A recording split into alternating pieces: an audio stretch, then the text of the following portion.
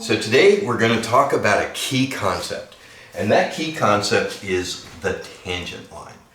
So this key concept on the tangent line is something that I see people get wrong all the time. I see people get it wrong at the league level, all the way up through final tables and major tournaments. I see people get this wrong all the time, and that's why we're going to go through this. Now, there are a lot of videos out there that talk about the tangent line and talk about how it works, and they've gotten it wrong. And today I'm going to show you how it's wrong and how you can use the tangent line and how you can't use the tangent line, and some other factors that go into that. And this is really important before we get into everything. The concepts that I'm covering in key concepts are going to be deeply technical, and they're going to have practical applications that we will talk about.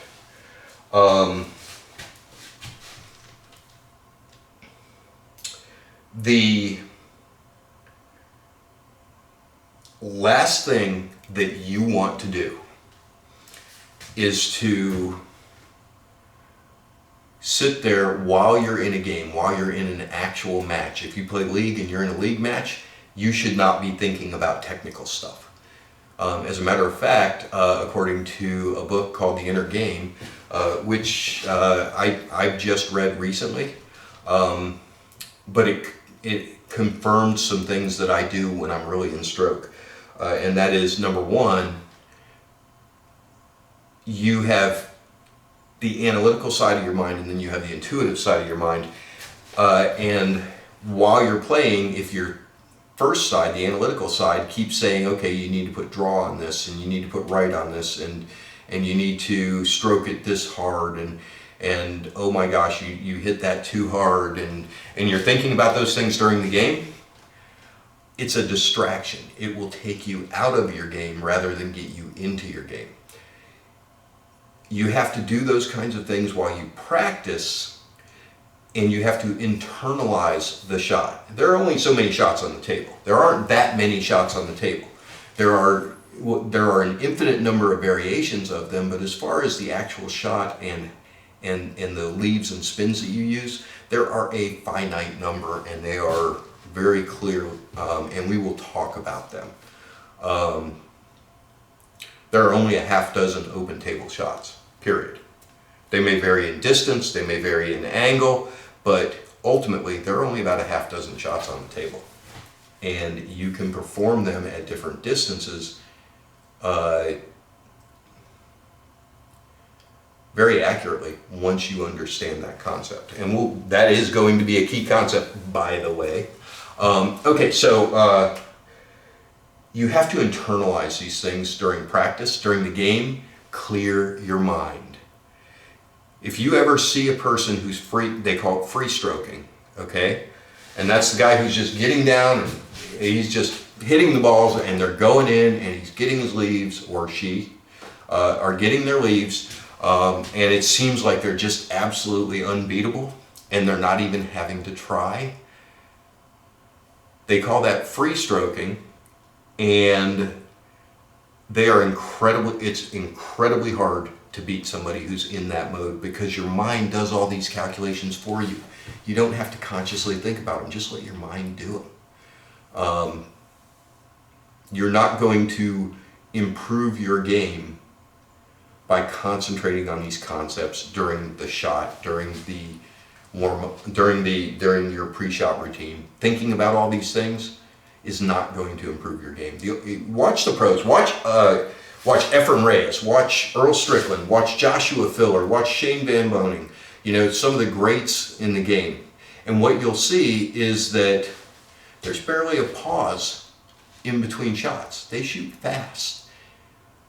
And the reason that they can do that is because during practice, they thought all these things through. In the game, they have practiced it so much they just know it. When I look at a ball and I have a shot like this, actually let's make it even better. And I have a shot like this, where I'm going to shoot the 8 and I need to leave the 6, I don't have to think about this. I know that if I roll to that rail and spin with left, it's going to come down here. I know that if I roll to that rail with top, it's going to hit that rail, and come down here. So I already know these things, and the only thing that affects my choice is there a ball in the way? And then I might have to slow down and think about it. But otherwise, I just shoot it. I'll get there. Okay? Don't have to think about that. And if I do think about it, I'm going to miss, or I'm going to miss my lead. So, very important. Especially with these key concept videos where I'm digging in deep, don't get hung up in I have to think about all these things when I'm shooting. You do have to think about them when you're practicing and when you're figuring out how to do a shot. And sometimes, occasionally, you'll have a really difficult shot on the table and you'll have to figure out, okay, he played me safe, I'm down here.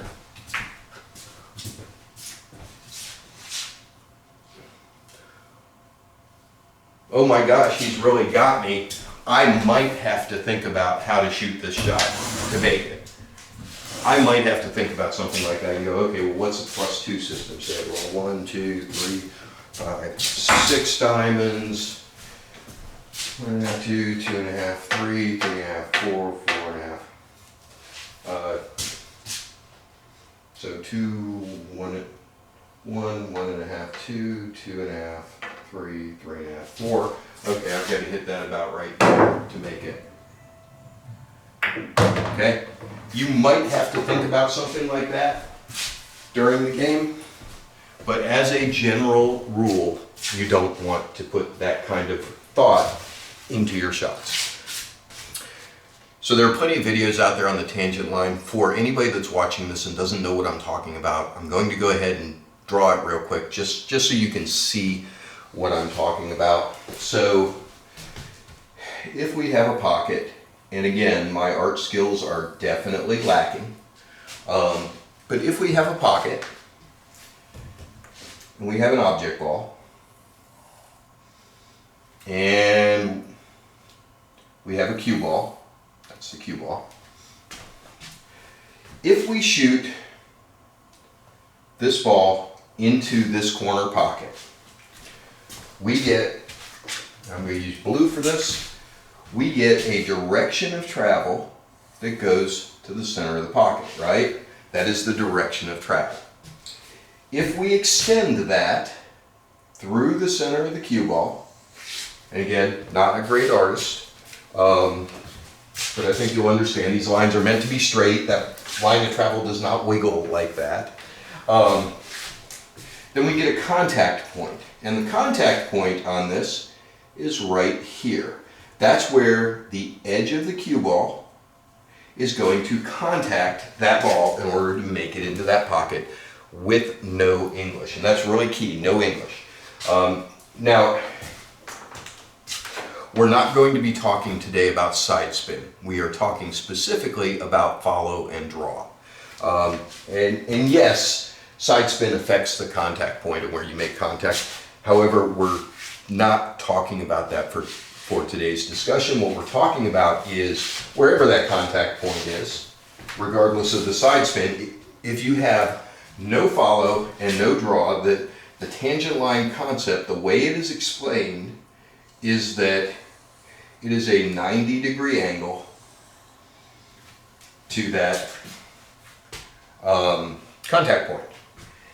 And in theory, the edge of the cue ball that makes contact at the contact point, so in this case, this leading edge of the cue ball will follow that contact point. So if you hit at a certain speed, it will go here.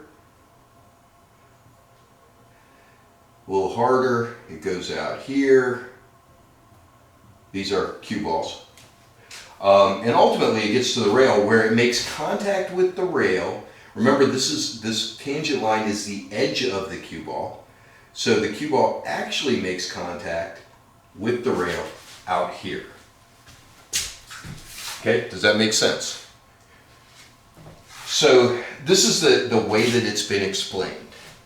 However, that is not what happens in real life.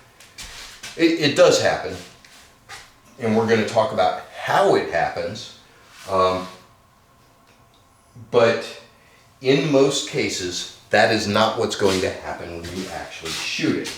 What's going to happen when you actually shoot the ball is that if you hit this with a center ball hit, the actual travel of the cue ball is forward of that line. Those are probably not dark enough for you to see. Forward of that line. That's the actual travel. And the reason for that is there are 3 variables that come into play on your shot. We'll start with the first one. The first one is mass. Okay? Cue balls can have different weights. They can have different sizes. The materials used in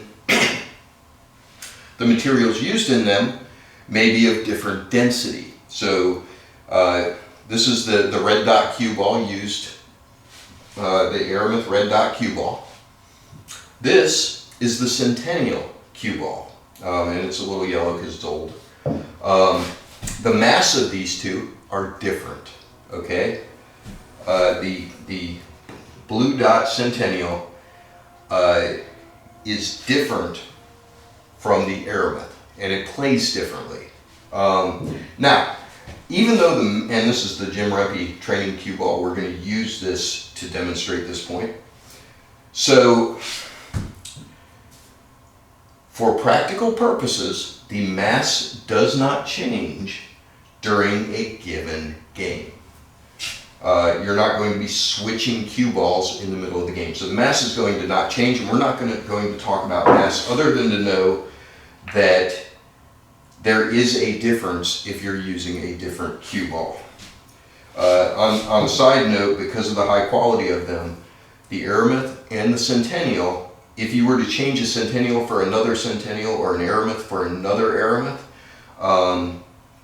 they will be, the tolerances are so tight that they will be close to the exact same. But if you were to switch from an Aramith to a Centennial, it's going to change the way the game plays. So anyhow, mass is the first variable. Because we don't change cue balls in mid-game, we're going to ignore that for the moment. And we're just going to focus on, I'm actually going to use the Jim Rempe cue ball today so that I can show you where I made contact with the cue ball when I talk about some of these concepts. Okay, the problem with the tangent line is the other 2 variables. The other 2 variables, the second variable is momentum. How hard you hit the ball affects how it moves relative to the tangent line. Okay, if I hit this soft, it moves at 1 speed. If I hit this soft, the cue ball will move more forward with center ball hit.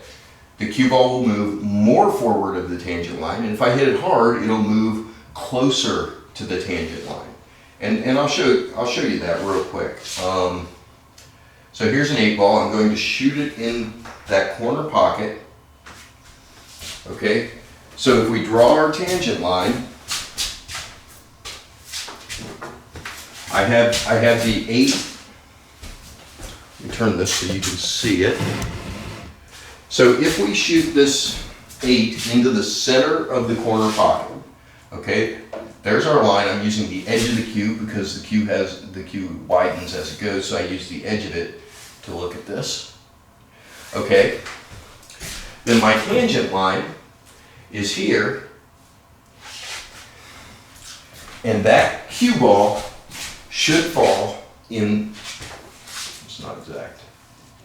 So my tangent line is right here, and that cue ball should fall in the side pocket if I follow the tangent line. And in this direction, it should fall in this corner pocket. Okay, so if I shoot from this side, the tangent line says I will scratch in the side. If I shoot on this side, the tangent line says I will scratch in that corner. It's this edge of the cue that is the tangent line. Okay, and if we put that through the center of the ball rather than directly on it, so this represents the center of the ball. It will fall in one of those two pockets if I shoot it with no English. Or at least that's what the theory says. Okay? Right. If I shoot this 8 into the center of the pocket, I don't brush the rails on the side, I go directly into the center of the pocket, then the tangent line theory says my cue ball should go in that side pocket. However, if I shoot this soft, and let me get that lined up.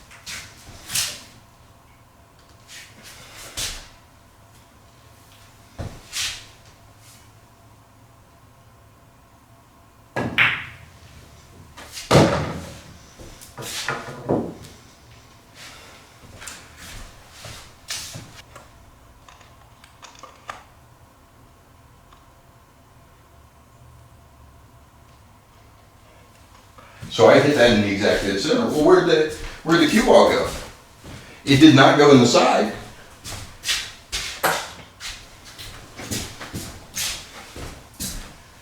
It hit up here. So it didn't follow the tangent line. Well, why? Well, because we'll talk about the exact why in just a moment. Now, let's do that same exact shot, but let's hit it hard.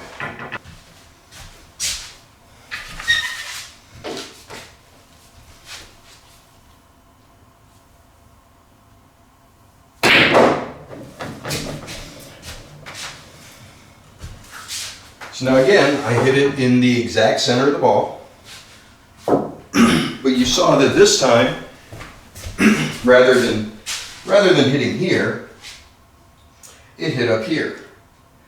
It got closer to the tangent line the harder I hit it. Okay, so momentum plays a part in this whole equation. The other thing that plays a part in it is spin.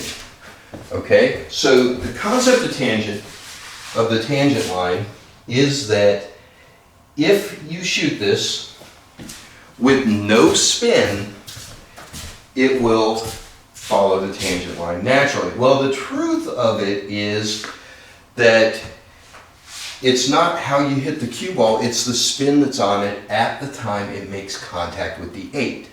So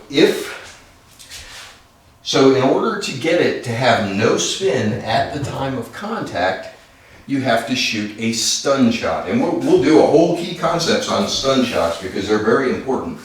But what you need to know about a stun shot is that a stun shot, think about the word stun. Okay? If you're stunned, that means that you can't do anything. Well, the same concept is true in a stun shot. The idea is that the cue ball has nothing happening to it aside from the contact at the time of contact. So stun shot is done by having spin. So remember our three variables, mass, momentum, and spin. We care about momentum and spin for purposes of this conversation. If the momentum and the spin are perfectly balanced so that the cue ball is not doing anything when it makes contact with the object ball, then it will follow the tangent line. But they have to be in perfect balance, and that's very rare. If you watch pro tournaments, if you were to draw out the tangent lines, you'll find that even when they're stunning the ball, the cue ball is very rarely going exactly down the tangent line. And the reason for that is that it's very difficult to get that exact balance between backspin to counter the momentum of the cue ball. So those have to be in perfect balance to stun, and if they're balanced, then it will follow the tangent line as it's been explained. However, it's very, very rare for that to happen. Okay. So what I'm suggesting to you is that if you're calculating the tangent line on a shot to determine where the cue ball is going to go, you're doing it wrong, because the cue ball is not going to follow the tangent line except in a very, very specific set of circumstances. Now you can get close and you can say, okay, my tangent line says I'm here, so I'm going to be somewhere between here and here if I hit that with a stun shot. But you can't say it's going to be right here. Because to do that, it has to be shot perfectly. Okay? So, and we're going to talk about this a lot when we start getting into leaves and lines and things like that. But the concept is, number one, that the tangent line is a reference, but it's only, in a game, it is only an approximate reference. It's never going to be a perfect reference, except in the extremely rare situation where both the momentum and the spin are in perfect balance at the time they hit the object ball. Very, very rare to see that actually happen. Okay, the second concept that we need to know about is that the tangent line does not move. Whether the cue ball is here, here, anywhere on this half of that 8 ball. Okay, so remember our line of travel is towards the center of the pocket. Anywhere on this half of the 8 ball, the tangent line goes into the center, into the side pocket. Okay? Anywhere over here. Anywhere over here, the tangent line goes into the center of the corner pocket. Okay? And no matter how thin or thick it is, the tangent line doesn't change.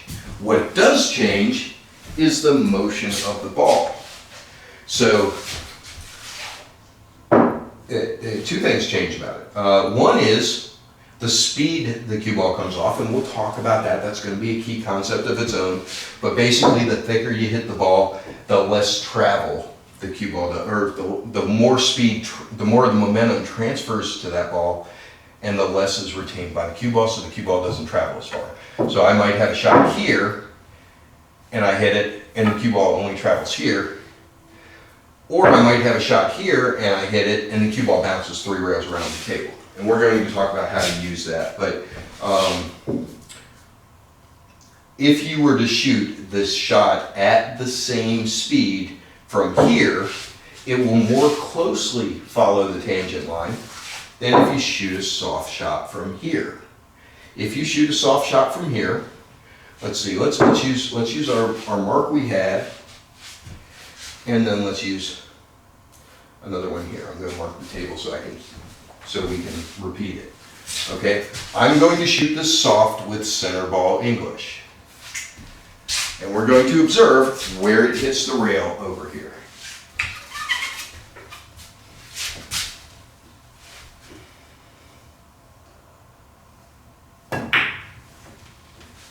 It hit right at the first diamond on the rail. So it hit right here. Okay? Now we're going to shoot the same shot at the same speed, but we're going to give it a thinner cut.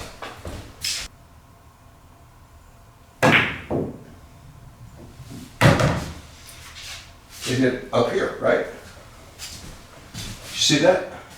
Why did the direction of the ball change? Well, it's because there's less impact with the object ball. So, shooting it thin, there's less impact with the object ball, so less energy transfer, but more importantly, when you shoot this, the cue ball's not bouncing or rebounding off of the impact. When you shoot from here, it's hitting hard enough that the actual action is a small impact and over. And the harder you hit it, the bigger that impact is before it travels forward. So, and we're going to talk about that concept in absolute detail in another key concept video. But the difference is that less transfer of energy means that it goes closer to the tangent line.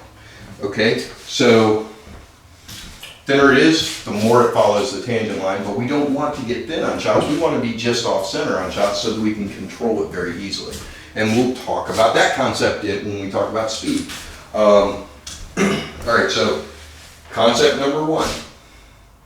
It is very rare for the cue ball to actually follow the tangent line in a situation in a game. It's very rare. Concept number two, the tangent line doesn't change. However, the sharper the angle we have to cut, the closer to the tangent line the cue ball goes. Concept number three, the harder we hit it, the closer to the tangent line the cue ball goes. Okay, so how do we make practical use out of the tangent line? Because it's very obvious that you can't do precision leaves with the tangent line. What you can do is caroms. Okay, if I have a carom and the two balls are frozen or nearly frozen, I can use the tangent line to determine the path of the ball. So now we have a tangent line. Let me aim that at the center of the pocket, because our tangent line is the center of the pocket if the ball's on the spot, right? So now our tangent line is for the 5. We can make the 5 off of the 8 with no problems because our tangent line is there. And when we put spin on the cue ball, talking about draw and follow again, not side spin. We'll talk about side spin another time. Very little of that spin actually transfers to that ball. So if very little of the spin is going to transfer to the ball, then that means that the concept of the tangent line, the practical use is when balls are frozen or nearly frozen, they will follow that tangent line. Now, don't get me wrong, momentum still plays a part if you hit them slow. However, remember, the harder we hit it, the closer to the tangent line it gets. So if we hit this fairly solid, it goes straight in the pocket. And it does that reliably, almost no matter where you hit the 5. So if you have that combination, you can hit this 5 anywhere from here all the way around to the point where you just cut it in, and it will carom off the 8 and go in that corner, and it will do so reliably. So that's where the tangent line does come into play, and the harder you hit that, the more accurate it's going to be. So you can really get into a ball if it's frozen or nearly frozen.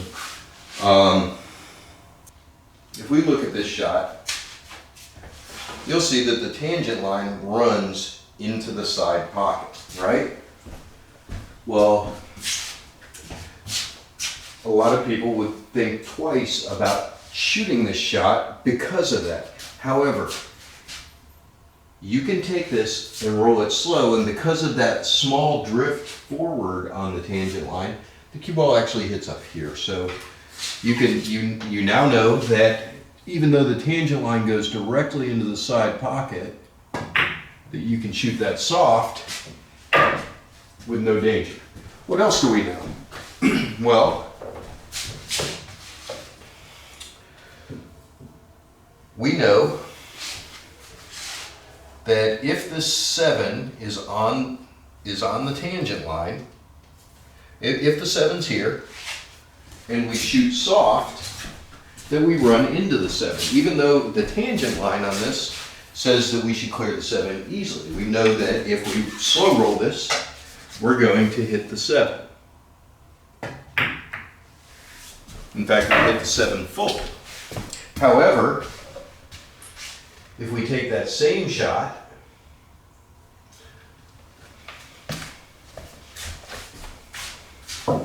and we hit it hard, we avoid the 7 completely. No English, just changing the speed causes us to miss that 7. Now we're going to take advantage of that knowledge in a later video when we start talking about English and we start talking about positional leaves and things like that. We're going to talk about this differently. But you don't have to draw this ball to get past the 7. You just have to hit it hard. And if you hit it hard, you pass the 7 without a problem.